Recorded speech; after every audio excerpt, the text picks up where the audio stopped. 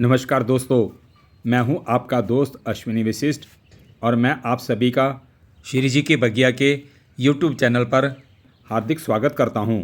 दोस्तों, हम जब अपने गार्डन में कोई भी पौधे लगाएं और उनमें किसी भी प्रकार का फर्टिलाइज़र ना डालना पड़े और हम जो भी पौधे लगाएं उन पौधों में किसी भी तरह की बीमारी या कीड़े लगने की समस्या ना आए, गार्डन में लगाए गए पौधों में पानी की ज़रूरत बहुत ही कम पड़े, जिससे जड़ सड़न की समस्या भी ख़त्म हो जाए।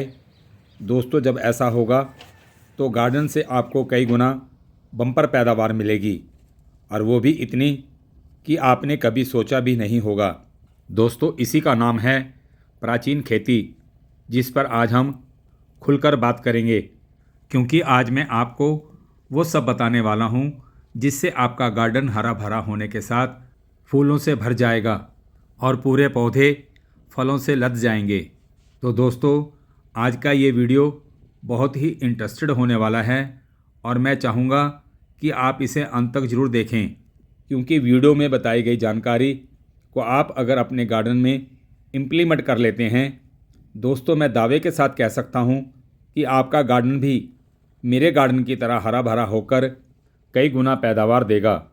दोस्तों, ये वीडियो आपके गार्डन की जीरो लागत से आपको हीरो बना सकती है। मैं सच कह रहा हूं दोस्तों। जैसा कि दोस्तों, टेरेस गार्डन में सब्जियों को उगाना सबसे उत्तम माना जाता है। ऐसा क्यों? क्योंकि ये हमारी देख रेख में उगाई जाती हैं, लेकिन आज ये सबसे नीचे पायदान पर आकर खड़ी हो गई हैं। कारण क्या है कि दोस्तों, आज गार्डनिंग को करने वाले चाहे जो भी सब्जी बोएं, फर्टिलाइज़र डालना उसकी मजबूरी है। बीमारी लगेगी, फफूंदनाशक डालना उसकी मजबूरी है। कीड़ा लगेगा, इंसेक्टिसाइड डालना उसकी मजबूरी है। पैदावार बढ़ाने के लिए ग्रोथ प्रमोटर डालना उसकी मजबूरी है। पौधों में बार बार पानी देना उसकी मजबूरी है, क्योंकि रासायनिक खाद का उपयोग करने के बाद पौधों को अक्सर सामान्य से अधिक पानी देने की आवश्यकता होती है। जब आप रसायनों का अधिक उपयोग करते हैं तो मिट्टी की जल धारण क्षमता कम हो जाती है। यही एक मुख्य कारण है कि दोस्तों, पौधों में जड़ सड़न की समस्या बढ़ जाती है।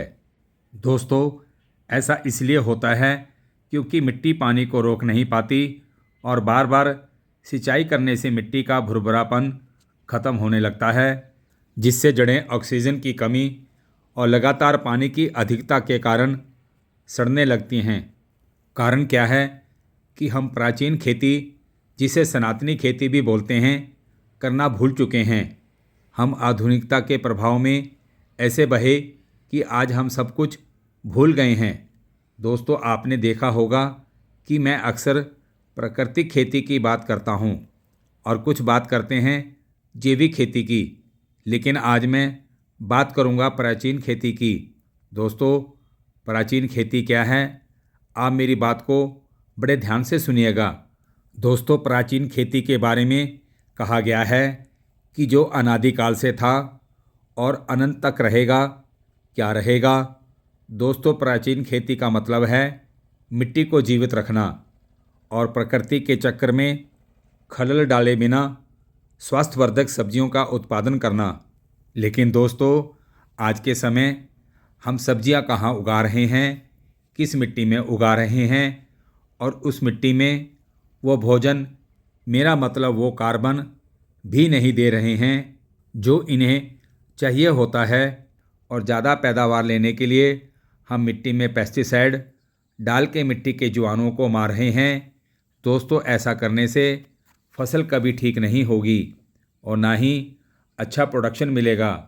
ना प्रोडक्शन की क्वालिटी अच्छी होगी और ना ही सब्जियों का स्वाद अच्छा होगा। ऐसा क्यों? क्योंकि दोस्तों, मिट्टी का स्वास्थ्य ठीक नहीं है और जब तक स्वास्थ्य ठीक नहीं होगा तो खेती कहाँ से अच्छी होगी? क्योंकि खेती का पहला सूत्र है कि जैसा बोओगे वैसा ही मिलेगा।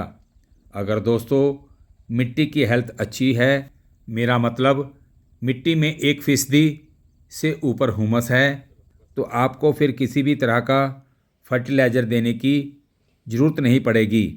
पौधों में कोई बीमारी नहीं लगेगी, कोई कीड़ा नहीं लगेगा और पौधों को पानी की ज़रूरत भी नहीं पड़ेगी। अगर पड़ेगी तो बहुत कम पड़ेगी। जड़ सड़न की समस्या परमानेंट ख़त्म हो जाएगी। पौधे हेल्दी होने लगेंगे। सब्जियों का स्वाद अच्छा हो जाएगा। हमारे भोजन की पौष्टिकता बढ़ जाएगी। पौधों में लागत कम हो जाएगी और कोई लागत नहीं आएगी। गार्डन हरा भरा हो जाएगा। दोस्तों, मैं हमेशा कहता हूँ, प्राचीन खेती बहुत ही सरल है। करना क्या है दोस्तों, जब हम वनस्पतियों के अवशेष धरती को, मेरा मतलब मिट्टी को वापस लौटाना शुरू कर देंगे, उसी दिन से मिट्टी में हुमस की मात्रा दोस्तों बढ़नी शुरू हो जाएगी।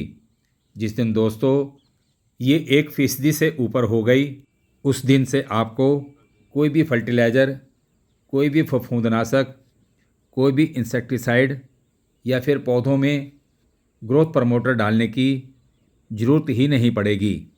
दोस्तों, जो मैं अब आपको बताने जा रहा हूँ, ये पूरी वीडियो की सबसे महत्वपूर्ण प्रेजेंटेशन है और मैं चाहता हूँ कि आप इसे बड़े ध्यान से सुनिएगा, जो मैं अब बताने जा रहा हूँ।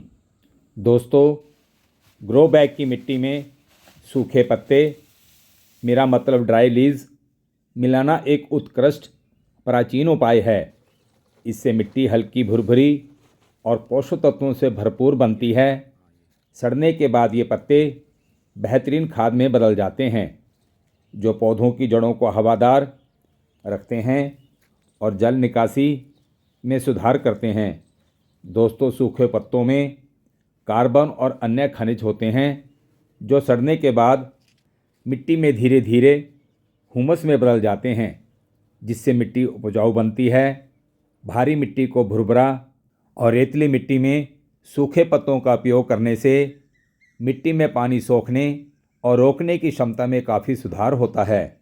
ये जैविक पदार्थ मिट्टी में नमी को लंबे समय तक बनाए रखता है, पानी की तेज़ी से बह जाने को रोकता है और पोषक तत्वों को जड़ों के आसपास रोके रखता है।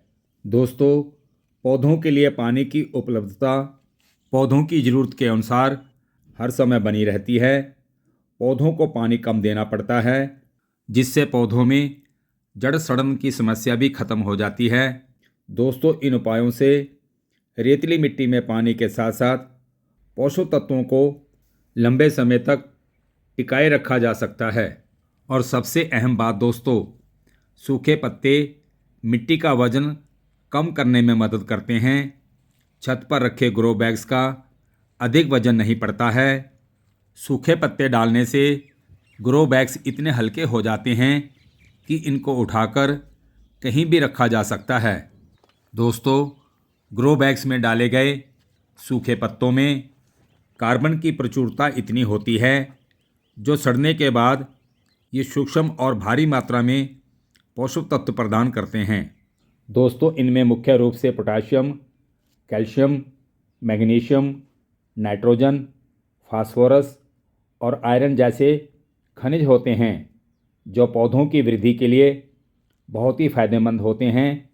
दोस्तों, इतने पोषक तत्व आपको बाज़ार से मिलने वाले महंगे प्रोडक्ट्स में भी नहीं मिलते, लेकिन यहाँ आपको बिल्कुल मुफ्त मिलते हैं, और वो भी ऑर्गेनिक। दोस्तों, आमतौर पर बगीचे में गिरने वाली सूखी पत्तियाँ, नीम, पीपल या आम के सूखे पत्ते मिट्टी को पोषक बनाने में मदद करते हैं। आम के पत्ते मिट्टी में पोषक तत्व नाइट्रोजन, पोटाशियम को बढ़ावा देते हैं। ये मिट्टी में बराबर नमी बनाए रखते हैं और मिट्टी की संरचना में सुधार करते हैं, क्योंकि नीम के सूखे पत्तों को मिट्टी में मिलाने से मिट्टी की उर्वरा शक्ति बढ़ती है, नमी और तापमान नियंत्रण में रहता है और कीड़ों से सुरक्षा मिलती है।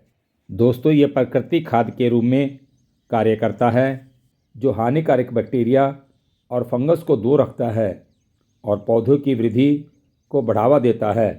पीपल के पत्ते धीरे धीरे सड़कर मिट्टी की संरचना में सुधार करते हैं, नमी बरकरार रखते हैं और मिट्टी में हवा का संचार बढ़ाते हैं, जिससे पौधों को पोषण मिलता है और पौधे हरे भरे रहते हैं। दोस्तों, ग्रो बैग की मिट्टी को पोषक तत्वों से भरपूर बनाने में, मिट्टी की संरचना को ठीक करने में, ग्रो बैग में लगे पौधों को ज़्यादा पैदावार देने में वे सभी गुण आ जाते हैं जिसे आप महंगे से महंगे प्रोडक्ट्स डालकर भी नहीं ले सकते। लेकिन दोस्तों, यहाँ पर ये सूखे पत्तों का कमाल है जो आपको जीरो कॉस्ट से मिलता है, क्योंकि यहाँ हमने प्रकृति की चीज़, मेरा मतलब पत्ते, मिट्टी को वापस मतलब प्रकृति को लौटाना शुरू कर दिया है। दोस्तों, इसी को प्राचीन खेती कहते हैं। तो दोस्तों, अगर आपने 20 ग्रो बैग की मिट्टी बनानी है तो उसके लिए आपने 12 बैग साधारण मिट्टी को लेना है जो आपके आसपास बिना कंकर पत्थर के आसानी से उपलब्ध हो जाए। दोस्तों, 8 बैग नीम, पीपल और आम के सूखे पत्तों को लेना है।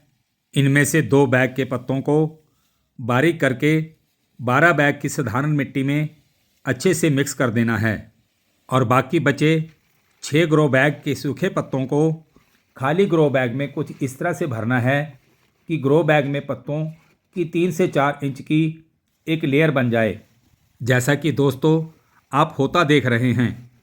इसके उपरांत दोस्तों, पत्तों को हल्का गीला करके 1 किलो गुड़ को 5 लीटर पानी में घोलकर पत्तों के ऊपर स्प्रे कर देना है और साधारण मिट्टी में मिक्स किए गए पत्तों के मिक्सचर को ग्रो बैग में ऊपर तक भर देना है और हल्का पानी देने के बाद 30 से 40 दिनों के लिए छोड़ देना है।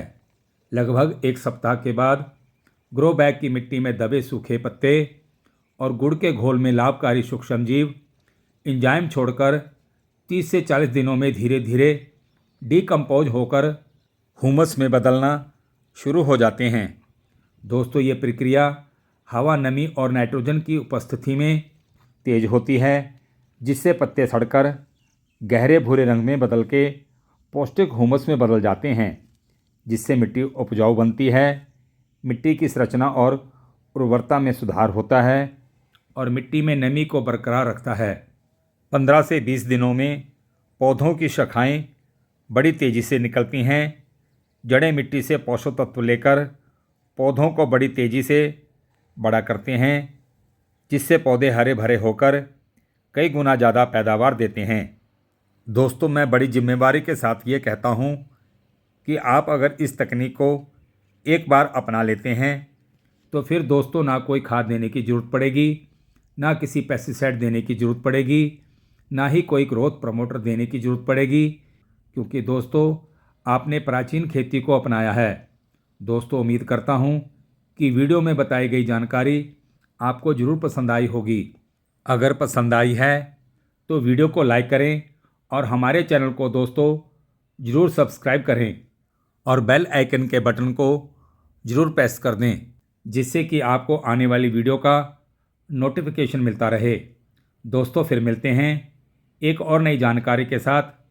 आप पर्यावरण के साथ जुड़कर और प्राचीन खेती को अपनाकर दोस्तों सदा स्वस्थ रहें, खुश रहें। धन्यवाद।